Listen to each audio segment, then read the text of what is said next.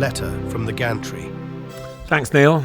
Well, it is a hot topic at the moment, the England manager situation. So I thought it was appropriate to share a few memories of covering England for over 350 games, a span in all of 15 different England bosses.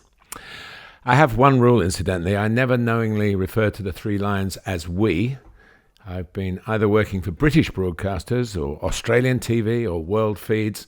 I was very aware that not every viewer wanted England to win. I've always obeyed the principle that there are two teams in a game and that I should give them equal attention. My first England commentary cap was for ITV in February 1982 at Ninian Park, Cardiff. The home international championship was still in fashion then, and England beat Wales 1-0. The winning goal, some 15 minutes from time, struck home by Trevor Francis, then of Manchester City. The manager was Ron Greenwood, whom I'd first met when I was still playing, thanks to me being a teammate in non-league football of Ron's son, Neil. That didn't help much when I started in television. I was sent to a Wales-England game at Wrexham in 1980. Ron's team lost 4-1 that day, and his prickly response to my post-match questions made it clear that I was the last person he wanted to see. Ron started in the job as a caretaker, or interim as it's called today. So the situation Lee Carsley finds himself in, and Gareth Southgate 8 years earlier, is not a new one. Bobby Robson followed Ron Greenwood. I was in Copenhagen for his first game when a debut win was taken from his grasp by a 21-year-old Jesper Olsen, with one of the best individual goals ever scored against England, but maybe topped 4 years later by Diego Maradona with his second in that World Cup quarter-final for Argentina, but we all know it should have been his first. Bobby was very honest, and after one quite lengthy chat on the phone towards the end of his last tournament, the 1990 World Cup, he admitted that he'd only taken the call because he was told it was a Taylor on the phone, not a Tyler.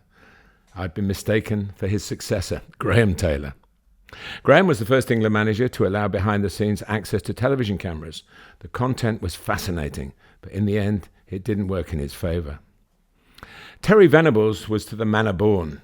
He didn't like commentators watching training, but treated me to a lesson on his football philosophy, using Subbuteo men on the floor of his sparsely furnished office at the FA headquarters. It was a privilege. Euro 96 should have been his springboard for a long stay in the role, but maybe of his own choice, he landed elsewhere. Glenn Hoddle was another natural. His first match was away to Moldova. England won 3-0, but my greatest memory was that the floodlights were switched off within seconds of the final whistle. Electricity was a very precious commodity for the Moldovans. I finished my summing up from the country in the dark. Kevin Keegan was another outstanding player charged with the job. 63 caps, 31 times captain, 21 goals, accessible to the commentators and the public. At the team hotel at Burnham Beeches, there would always be a long line of autograph hunters.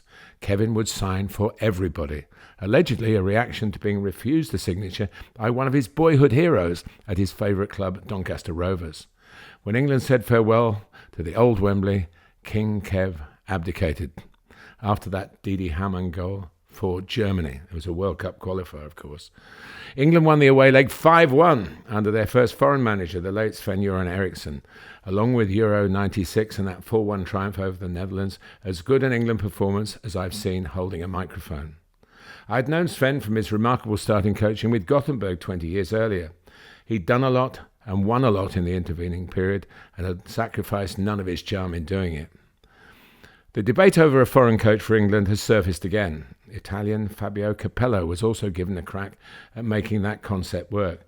But despite strong efforts to integrate and get a better command of our language, he always seemed more of an outsider.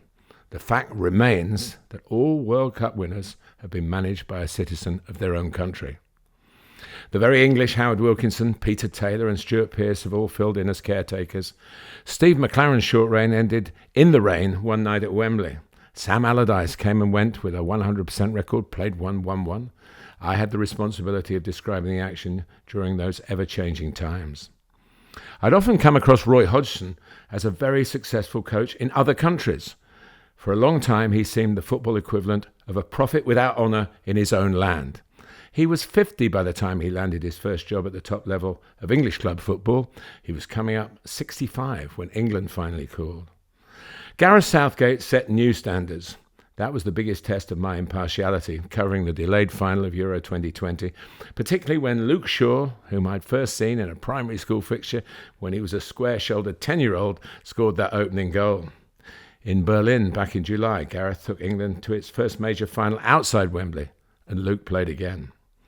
Getting closer, tantalisingly so. But Lee Carsley was quite entitled to justify his recent controversial lineup against Greece by saying, why not experiment? Nothing won since 1966. But I can assure Lee and all of you that from watching it very close quarters, it hasn't been for the want of trying.